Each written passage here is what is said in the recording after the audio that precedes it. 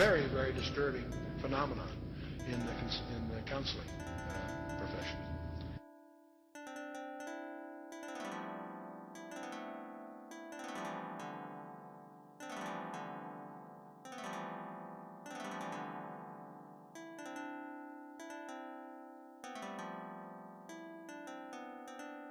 You're going to discover the two top researchers in the last century, really, is Jacques Vallée, France, and J. Allen Hynek, the American. Now, J. Allen Hynek was head of astronomy at Cornell, and he set out to debunk this nonsense about UFOs, and he became one of the most ardent, competent, balanced researchers in the trade.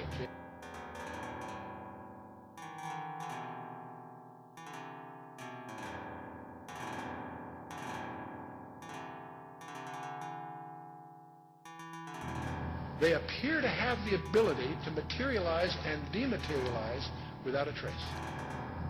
One of the great mysteries of the UFOs isn't seeing them, is trying to figure out where are they when you don't see them. But here's the problem. They do, while they seem to be tangible on the one hand, they exhibit behavior that can't possibly be physical. They can go in excess of 6,000 miles per hour without sonic booms. What on earth does that mean?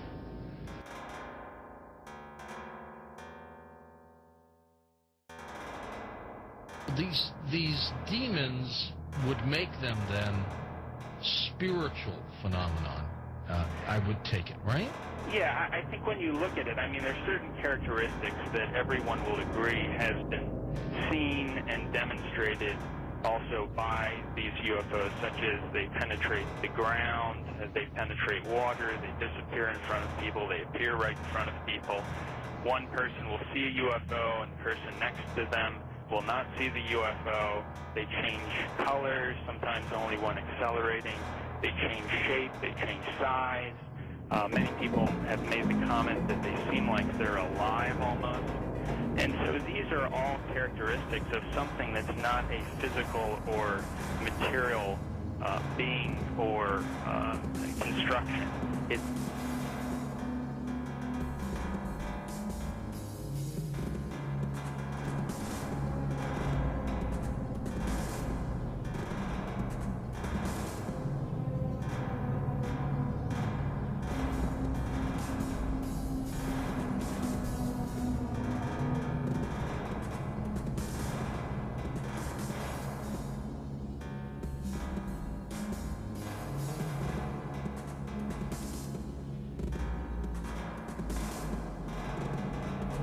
Part of the problem of the UFOs is they have some paradoxical behavior.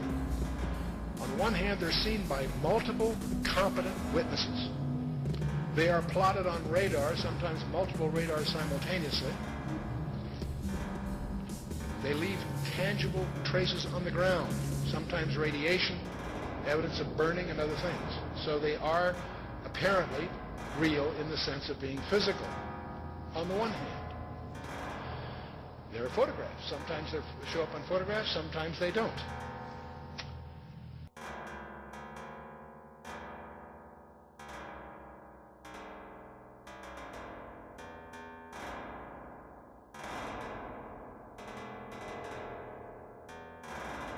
It's got to be something that's a spiritual phenomenon with those kinds of characteristics.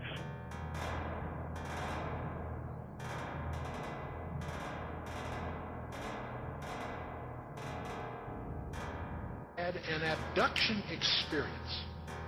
That's over 5 million people, or in that neighborhood. Not a few thousand deranged people, not a few, disaffected. This is, we'll talk a little more about this. Well, they're from another galaxy. Most physicists will debunk that for lots of reasons. They seem to pose that way, but for lots of, if they came, if there are that many coming from another galaxy, you think you'd sense the traffic.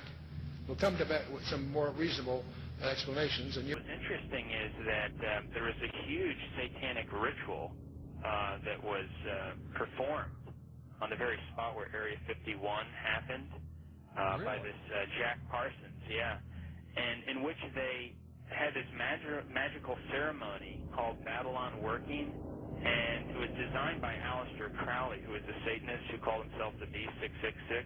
Yes. And the purpose of this series of magical ceremonies, which was performed on the spot of Area 51, where it's now located, was to unseal an interdimensional gateway, they said. And so this, they hoped, would allow other entities known as the, quote, old ones, access to our space-time continuum. And this witness said that he saw Jack Parsons rip a hole in space-time there, and he said that something evil flew in, that they are, in fact, demons. And, you know, there are others, Brother Michael, who are now beginning to believe that as well. So you're not out there all by yourself anymore. So He died a few years ago. Both of these respected researchers came to the conclusion that they're not intergalactic. For lots of physics, there are a lot of physics rebuttals to that conjecture. They both argued that these things are demonic. Their term. They've written many, many books. You can check them out. These are not religious people. They're not people with any kind of personal agenda.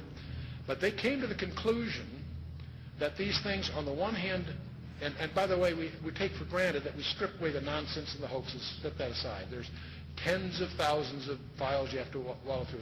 When you cut through all that, there's still a core group, a substantial core group of real events that need explanation. And so on the one hand, they exhibit physical properties on the one hand. On the other hand, they also violate all physical laws. And so the conclusion from that both J. Allen Hynek and Jacques Vallée and others have come to is that they're hyperdimensional, that somehow they come from another dimension periodically.